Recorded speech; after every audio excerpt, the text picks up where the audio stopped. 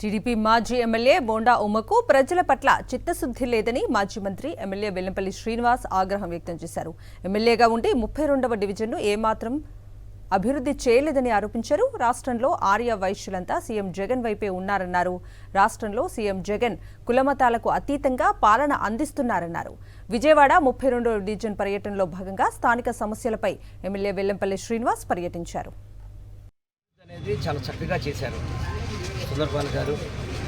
అదేవిధంగా స్థానిక నాయకులు, పార్టీ నాయకులు అందరూ కూడా ప్రతి రోడ్డు కూడా చాలా బ్రహ్మాండంగా రోడ్లు వేయడం జరిగింది. గతంలో ఎన్నడూ లేని విధంగా లోటస్ కానివ్వండి, డివిజన్ మొత్తం కూడా కోట్ల రూపాయలతో అభివృద్ధి చేశారు. కాబట్టి అభివృద్ధి అలాగే కంటిన్యూ కావాలంటే జగన్మోహన్ రెడ్డి గారు వస్తేనే మాకు న్యాయం జరుగుతుంది, మంచి జరుగుతుంది అని చెప్పని స్థానిక ప్రజానికం అంతా కూడా మళ్ళీ తప్పకుండా మేము జగన్మోహన్ రెడ్డి గారికి ఓటేస్తామని చెప్పడం చాలా సంతోషంగా ఉంది. ఎందుకంటే 2014 నుంచి 19 వరకు కనీసం ఇక్కడ బోండవం అనే వ్యక్తి, అదే మైసూర్ బోండం అని చెప్తాం కదా, అనే వ్యక్తి ఎప్పుడు కూడా కనీసం తొంగి చూసిన పరిస్థితి లేదు.